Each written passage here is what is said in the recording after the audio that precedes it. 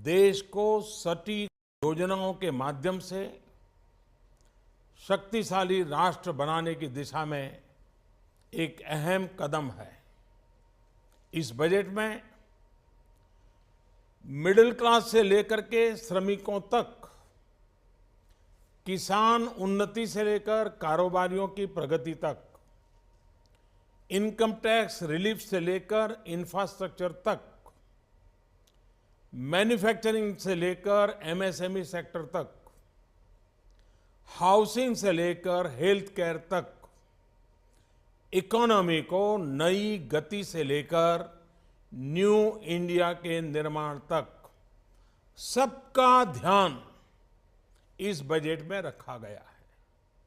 साथियों, हमारी सरकार की योजनाओं ने देश के हर व्यक्ति के जीवन पर सकारात्मक प्रभाव डाला है। आयुष्मान भारत योजना का लाभ 50 करोड़ गरीबों को मिलना सुनिश्चित हुआ है। प्रधानमंत्री जीवन ज्योति योजना और सुरक्षा बीमा योजना का लाभ 21 करोड़ गरीबों को मिल रहा है। स्वच्छ भारत मिशन का लाभ 9 करोड़ से ज्यादा परिवारों को हुआ है। उज्ज्वला योजना के तहत 6 करोड़ से ज्यादा परिवारों को मुफ्त गैस कनेक्शन मिला है।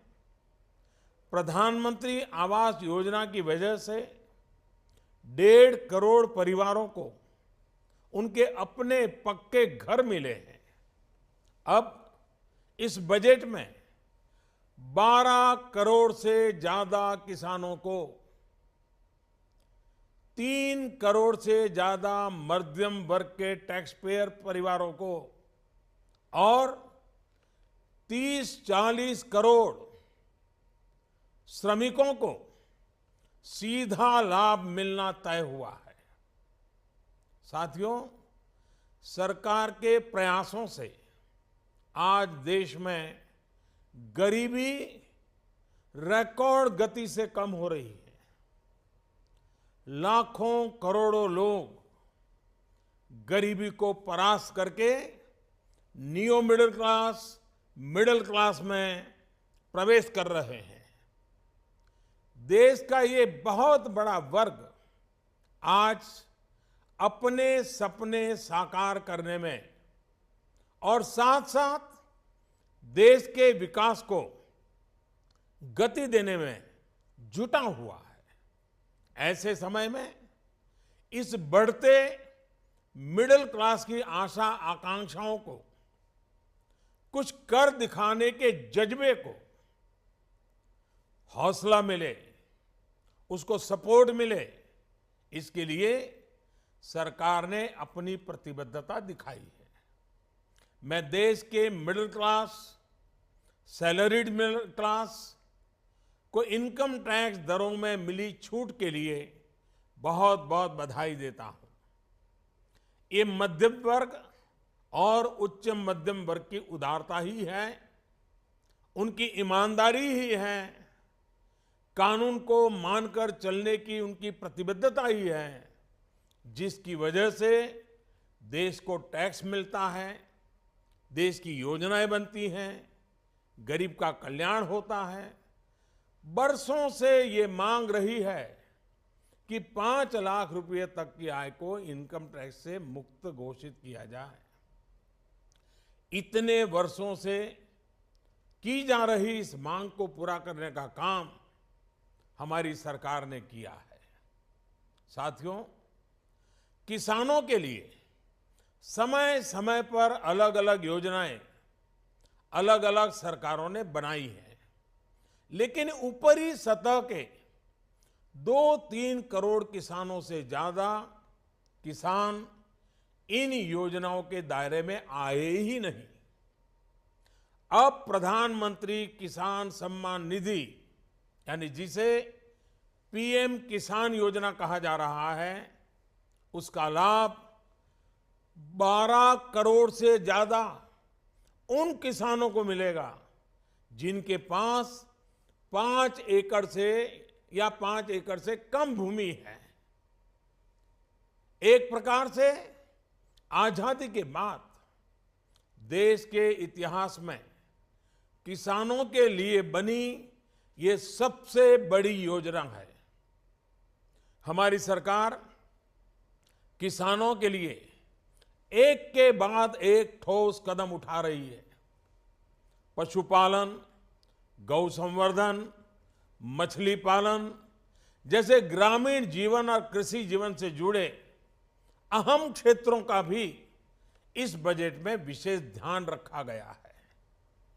राष्ट्रीय कामधेनु आयोग और मछली पालन का अलग डिपार्टमेंट करोड़ों किसानों को अपनी आजीविका बढ़ाने में मदद करेगा, मछुआरों की मदद करेगा। हमारा ये पूरा प्रयास है कि किसान को सशक्त करके उसे वो साधन दें, संसाधन दें जिससे वो अपनी आय दोगुनी कर सके। आज के निर्णयों से इस मिशन को और तेजी मिलेगी। साथियों, आज भारत में अनेक क्षेत्रों में विकास हो रहा है। नए नए प्रकार के क्षेत्रों में, नए नए विस्तारों में, नए नए प्रकार की योजनाओं में प्रगति हो रही है और इन क्षेत्रों में काम करने वाले लोगों की संख्या भी निरंतर बढ़ती जा रही है। लेकिन असंगठित क्षेत्र के श्रमिकों, मजदूरों, अनऑर्गेनाइज्ड लेबर, जिसमें घर काम करने वाले लोग हों या खेतहर मजदूर हो या ठेले चलाने वाले लोग हो, ऐसे समाज का एक बहुत बड़ा तबका है। मेरे भाइयों बहनों, इन मेरे बंधुओं की चिंता कभी नहीं की गई। उन्हें उनके नसीब पर छोड़ दिया गया। हमारे देश में इनकी संख्या, अनऑर्गेनाइज्ड लेबर की संख्या करीब करीब 40-42 करोड़ है। उनके लिए प्रधानमंत्री श्रम योगी मानधन योजना उनके जीवन के उत्तरार्ध 60 वर्ष की आयु के बाद की जिंदगी के लिए बहुत बड़ा संबल होगी।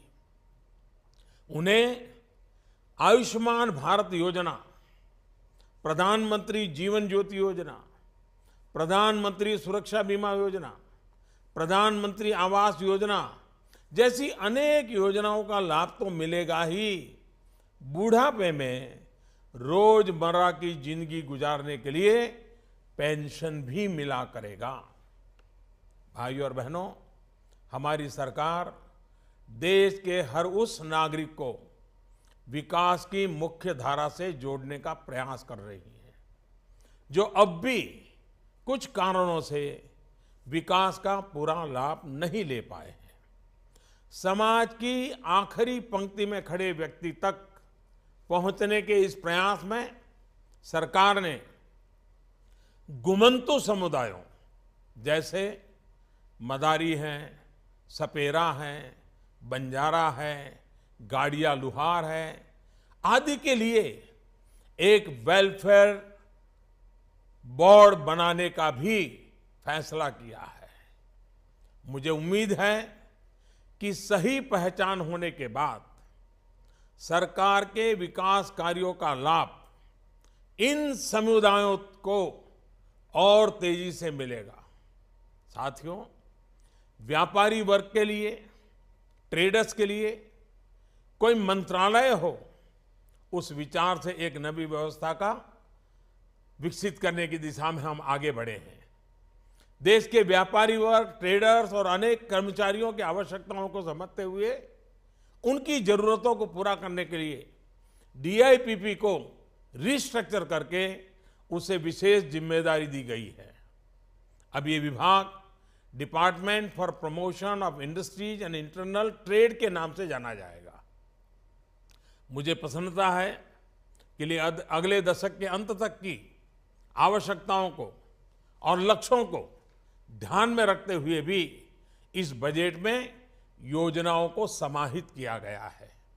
ये बजट गरीब को शक्ति देगा, किसान को मजबूती देगा, श्रमिकों को सम्मान देगा, मिडिल क्लास के सपनों को साकार करेगा, ईमानदार टैक्स पेयर का गौरवगान करेगा, ट्रेडर्स को सशक्त करेगा, इंफ्रास्ट्रक्चर निर्माण को गति देगा, अर्थव्यवस्था को नया बल देगा, देश का विश्वास मजबूत करेगा।